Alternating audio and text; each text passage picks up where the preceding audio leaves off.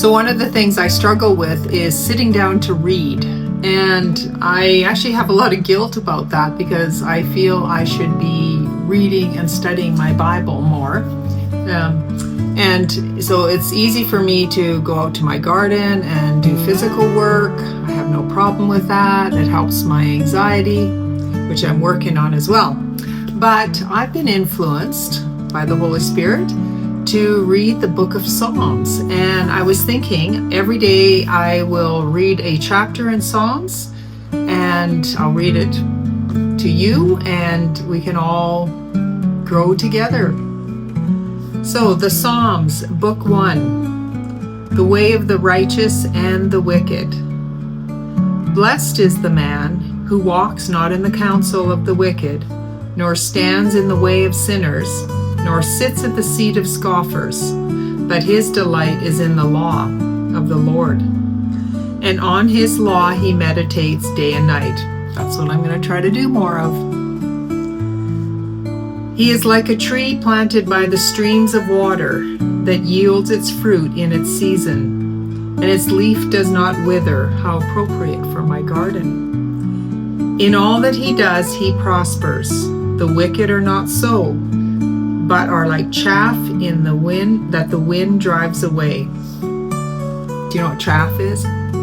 So when I was a kid growing up on the farm, sometimes we would bring in grain for the horses and it was a little dusty, had chaff in it. So I would stand outside, especially on a windy day, and pour the grain from one bucket to the other, and then those light pieces get blown away. So if I read that again, where is it here? The wicked are not so, but they are like chaff in the wind, and the wind drives them away. Therefore the wicked will not stand in the judgment, nor sinners in the congregation of righteous. For the Lord knows the way of the righteous, but the way of the wicked will perish. And so that is a hope that we have for tomorrow, not for today, unfortunately. And I've thought a lot about this because we are living in tough times. We've been living in tough times for many years, but it is getting worse. Many centuries, I mean, really, probably since the beginning of time, we've been living in tough times since Adam and Eve sinned. But we do know that there is a hope. But until that hope comes, my belief is when you stay close to God, when you have Him, when you have a relationship with Him, you have Him in your heart, it helps you to cope with the bad things that are going to happen in our lives, because we're all going to go through bad times. We're all going to go through trials. And today's good for me. Tomorrow, I don't know. I don't know what tomorrow will bring.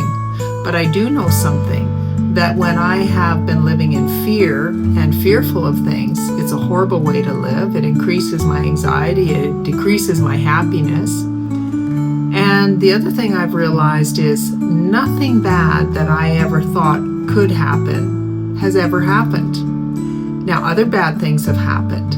So it just goes to show what we give our energy to may not come to fruition anyways.